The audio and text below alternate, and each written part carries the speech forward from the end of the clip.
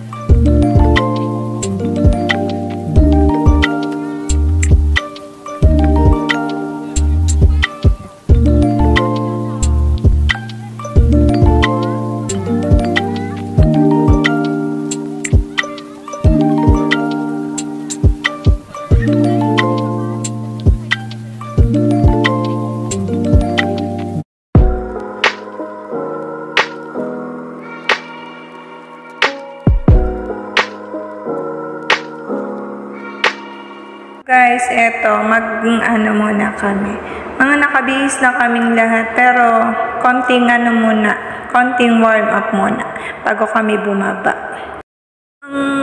So ang music pala namin is Beautiful Sunday. So kailangan kong i-off kasi baka makapiright ako.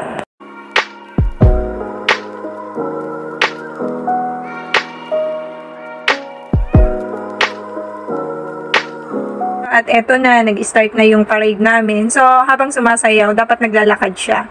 So, eto yung first time experience ko dito sa Taiwan na makasali sa Mascara Festival. Nakakapagod pero super saya naman ng experience. So, eto nga pala, bali kami, ang pagkaalam ko is 23 groups lahat. Pero kada group is 20 for group. Pero yung iba hindi lang 20. So talagang nakakatuwang experience. Pero yung mga kasali hindi totally pure Filipino. Yung iba half Taiwanese, half Filipino. 'Yon.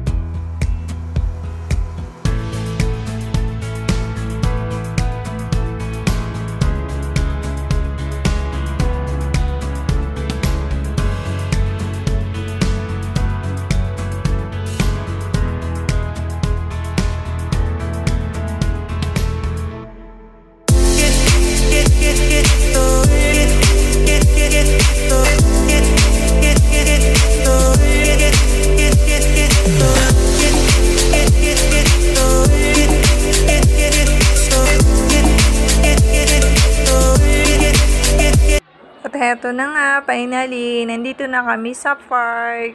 So, after dito sa park, so, dito na natatapos yung, yung program. So, babalik naman kami sa, sa church. After dito sa, sa park. So, talagang happy experience talaga.